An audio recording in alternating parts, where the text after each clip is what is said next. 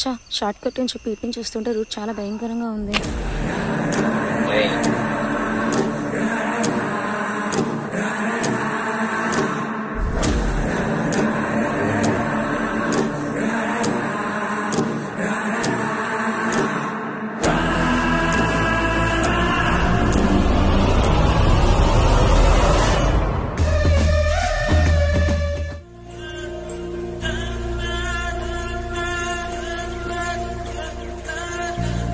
ఈ ముసలోడా రే దుబే వెళ్ళరా అంటే అడ్డంగా వచ్చి పెట్టి తగలేటి.